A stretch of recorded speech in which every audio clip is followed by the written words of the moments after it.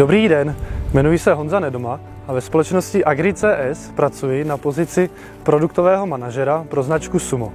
Jedná se o anglického výrobce závěsné techniky, konkrétně strojů na zpracování půdy a setí.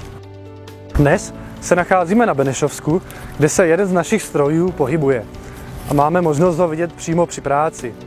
Jedná se o 4metrový secí stroj Sumo DTS, který je založený na technologii Strip-till.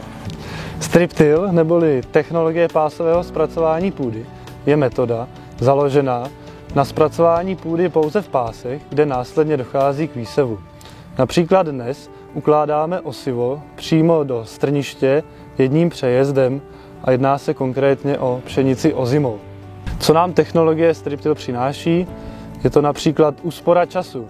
Tím, že zakládáme nové porosty přímo do strniště, ušetříme několik přejezdů, v průměru se jedná o 60 minut na hektar. Je to také úspora nákladů, opět snížením počtem přejezdů, méně spotřebované nafty, méně hodin zaměstnanců v práci, jedná se tak o až 2000 korun na hektar. Kromě svažitých pozemků, tato technologie nachází i vysoké uplatnění v oblastech srážkových stínů.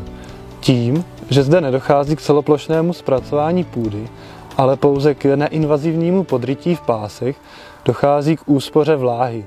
Je to až 100 mm vody, které uspoříme tím, že sejeme jedním přejezdem přímo do strniště. Redukované zpracování půdy nám přináší i to, že necháváme v nespracovaných pásech život v půdě na pokoji. Proto se tato technologie uplatňuje i v regenerativním zemědělství. Pojďme se spolu nyní podívat na naši dnešní soupravu. Jedná se o traktor KCH Optum 300, který je agregovaný s pracovními orgány Sumo DTS 4 spolu s čelním zásobníkem. Čelní zásobník Fronthopper je předtlakový a má objem 1900 litrů. Pod ním se nachází patentové výsevní ústroj Orga, který dokáže plynule dávkovat osivo či hnojivo od půl kila až po 350 kg na hektar. Z čelního zásobníku se osivo do rozdělovací hlavy dostane touhle přenosovou rourou. Sumo DTS je tvořeno pracovními vozíky, které jsou umístěné na paralelogramech. To zajišťuje optimální kopírací terénu. Na každém vozíku se nachází následující pracovní tělesa. Prvním z nich je řezací koltr, který nám prořízne strniště, posklizňové zbytky či meziplodinu. Následným pracovním tělesem je podrývací dláto. To může být nastaveno až do 30 cm a jeho úkolem je odstranit zhutnělé vrstvy půdy. Potom, co máme půdu ozdravenou, dochází k výsevu osiva, potažmo i hnojiva či druhé plodiny. Když máme umístěné osivo v zemi, následuje jeho opětovné překrytí zeminou. To zabezpečuje tato dvojice ozubených disků. A posledním pracovním tělesem jsou tato dvojice pneumatik, které zpětně půdu umáčknou, zabezpečí dokonalý kontakt osiva s půdou, aby mohlo bez problému vyklíčit.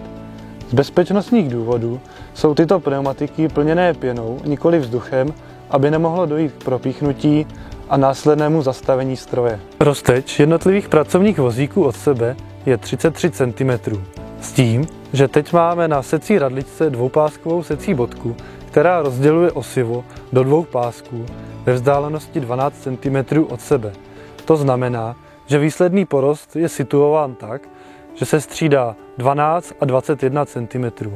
Pokud vyséváme například řepku nebo kukuřici, tak tuto dvoupáskovou secí bodku vyměníme za jednopáskovou a osivo se umísťuje přímo nad podrytou oblastí s roztečí 33 cm od sebe.